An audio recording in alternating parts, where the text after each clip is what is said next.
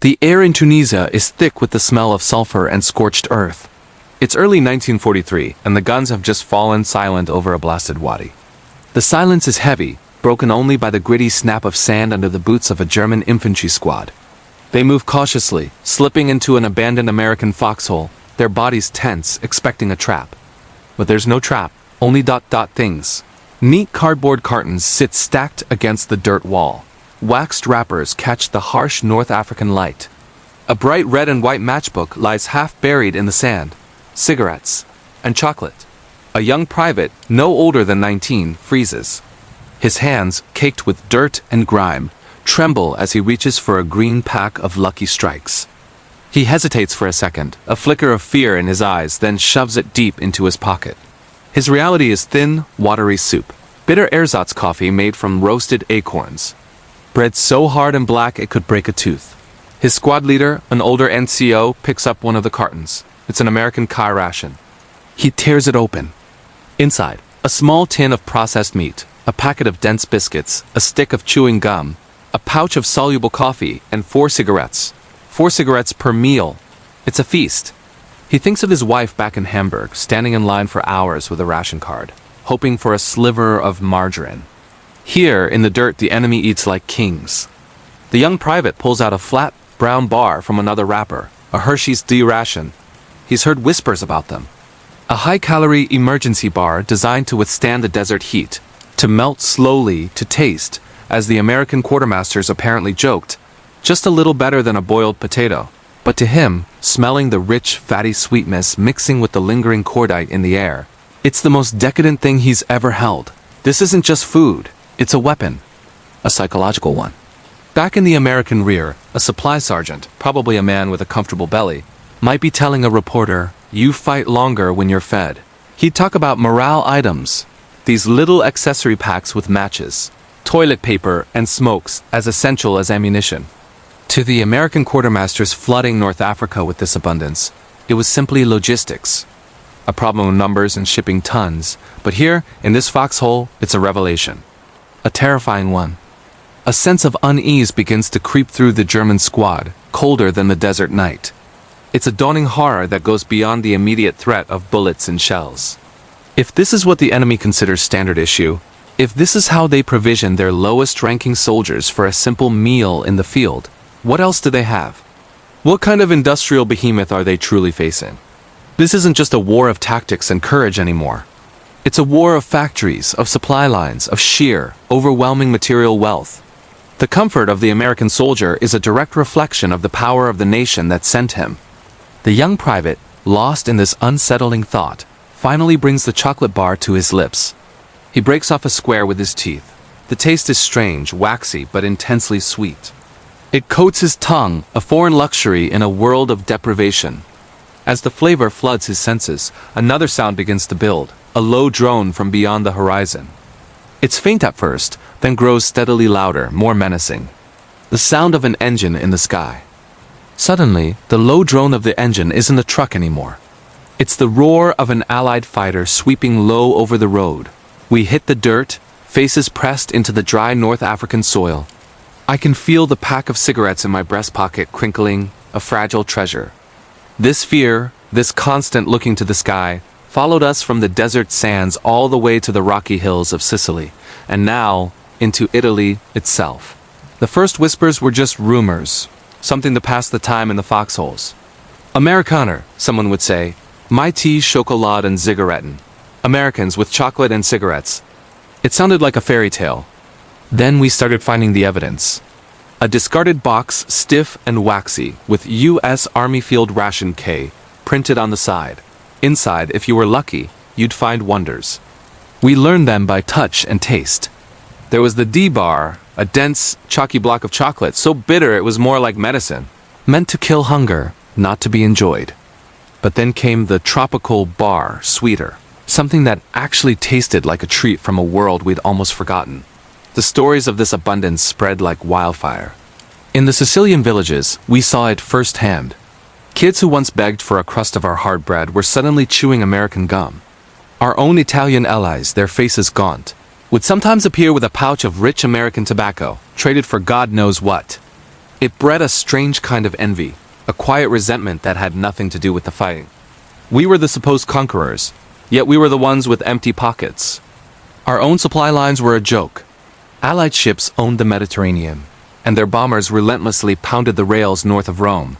The coffee we drank was roasted barley, a bitter imitation.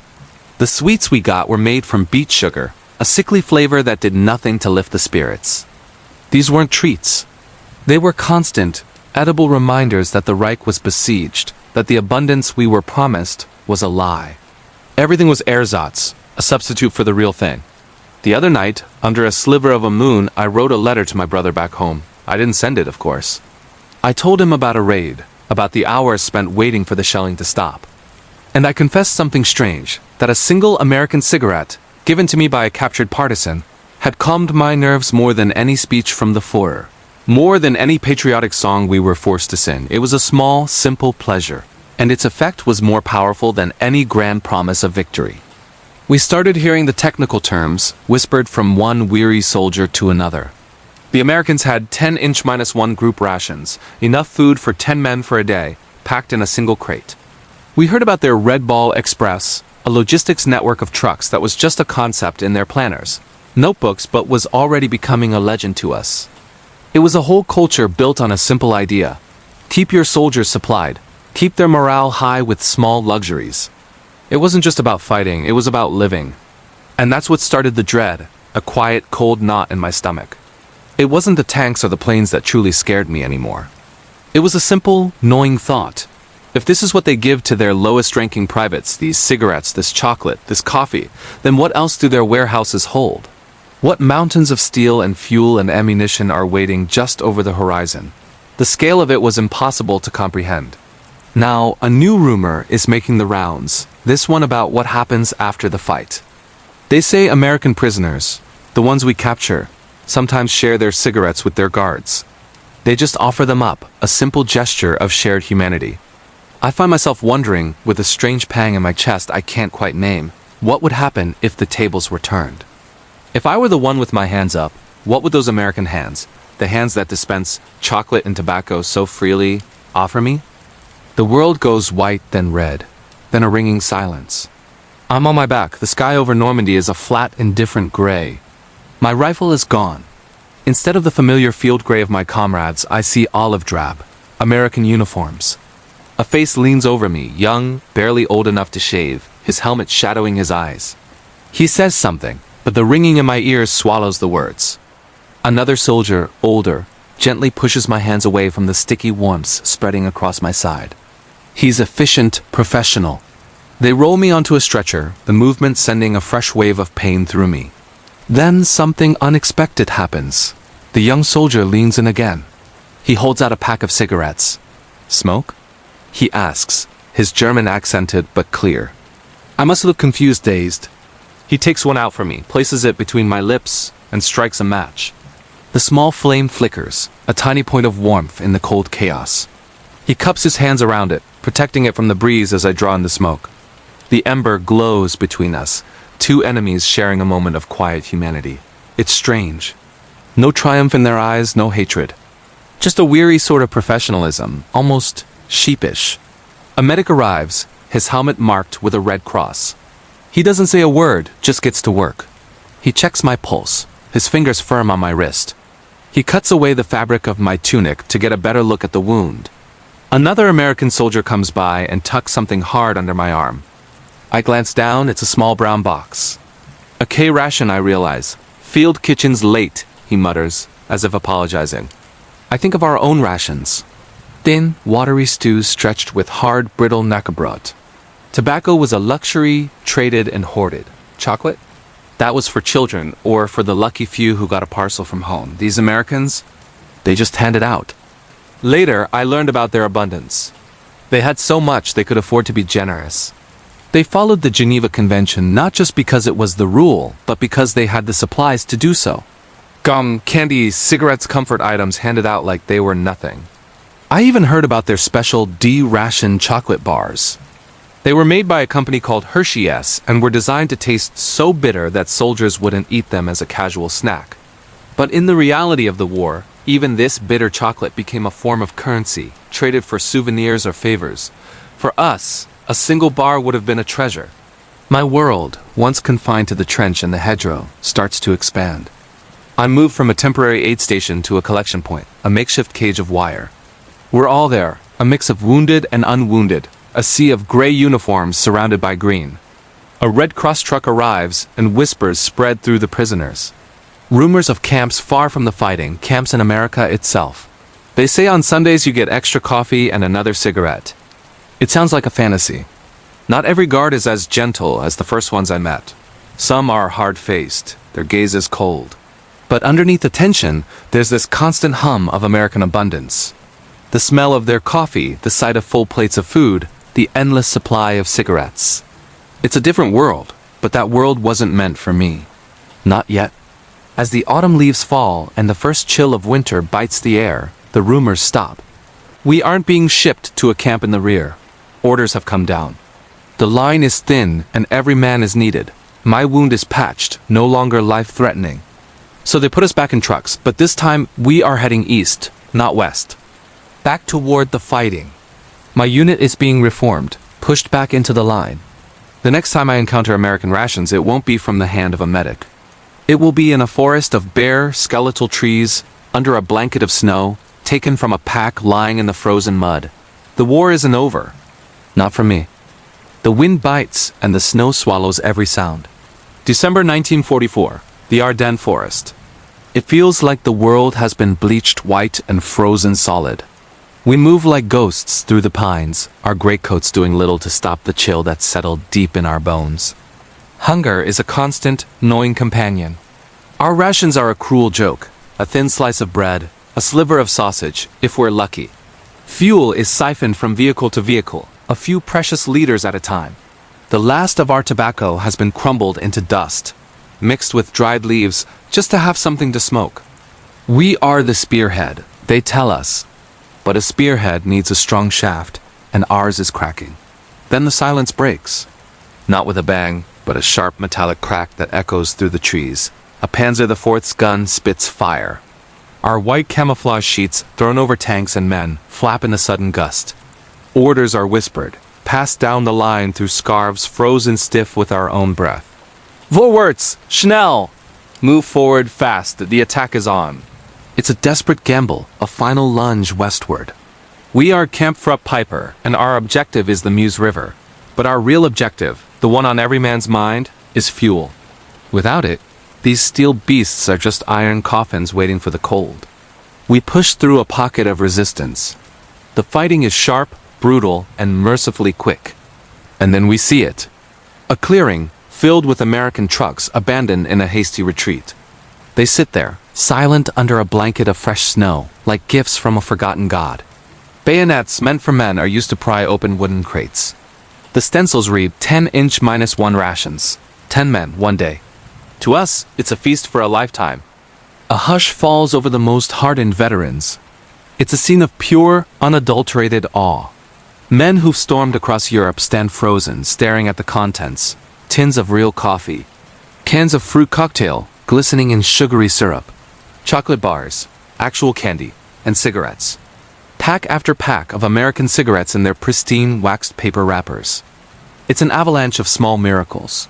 In moments, the air is filled with the scent of brewing coffee and the sweet aroma of American tobacco. Men huddle in the lee of a still-burning half-track, its black smoke a stark contrast to the white snow, and they just eat, slowly, deliberately.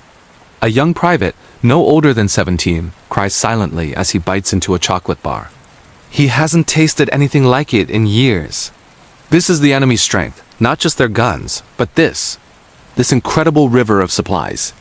We hear whispers of something called the Red Ball Express, a ghostly convoy of trucks that runs day and night, keeping their front lines fed and armed. Their depots are linked to ports, a vast unbreakable chain of logistics. It's a war machine powered by abundance. We're running on fumes and stale bread. We even hear stories of Operation Grief, our own men, dressed in American uniforms, trying to sow confusion behind their lines. But they're caught out by simple things. Slang words they don't know. The way they hold a cigarette, or not knowing who won the World Series. How can you imitate a culture of plenty when you come from a world of scarcity? As the NCO, I watch my men. I should be pushing them onward. Every minute we spend here is a minute the Americans are using to regroup. But how can I tell a man who's been starving for weeks to leave this behind? Then a scout returns, his eyes wide. He found something. A small supply depot just a kilometer up the road. He could smell it before he saw it. The unmistakable scent of gasoline and chocolate. There it is, the choice. The mission objective is miles away, across frozen rivers and through enemy lines. But a kilometer away is life. Fuel to get our panzers moving again. Food to put fire back in our bellies. It's the war in miniature. Do we follow the grand strategy, the lines on the map drawn by generals in warm headquarters? Or do we seize the tangible thing, the resource that will get us through the next day? Looking at the weary faces, the steam from their breath mingling with the cigarette smoke, I see the truth. This war isn't just about courage or ideology. It's a war of factories, of supply lines, of stomachs and fuel tanks. And we are losing it. Night begins to fall, painting the snow in shades of blue and gray. The engine of a nearby panther sputters, coughs, and dies. Another tank silenced not by a shell, but by an empty fuel tank. I pull out the last American cigarette from the pack I took. The paper is smooth, the tobacco packed tight. I light it, the small flame a defiant spark in the growing darkness. I look west, towards the horizon we are supposed to reach, a horizon I'm now certain is beyond our grasp.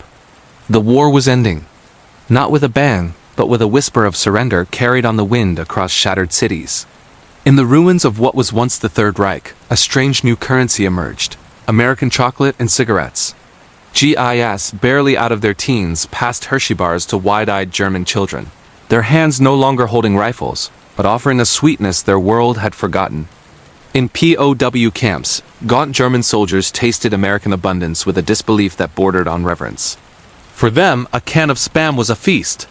Our soldier, the one we met shivering in a foxhole, finds his war ending not on the battlefield, but on a hospital cot. A clean-smelling nurse hands him a Red Cross parcel. Inside, among the bandages and soap, is a pack of cigarettes and a chocolate bar. He finally writes that letter home, the one he'd been putting off for months. The words come easy now. They give us coffee here, he writes. They smoke like kings. We are safe. These small, almost mundane luxuries were the final punctuation mark on a global conflict. They were symbols of a victory won not just with bullets, but with logistics. Think about the sheer scale of it all. An endless convoy of Liberty ships braving wolf packs to cross the Atlantic. A web of refrigerated rail cars crisscrossing Europe, delivering fresh food to the front lines. Assembly lines back home, staffed by women and men who understood their work was as vital as any soldiers.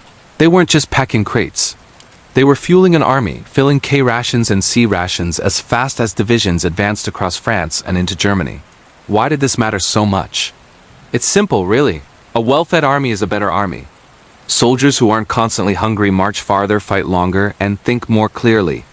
Morale, when scaled by an industrial powerhouse, becomes a weapon in itself. When your stomach is full, you can focus on the fight, not on survival.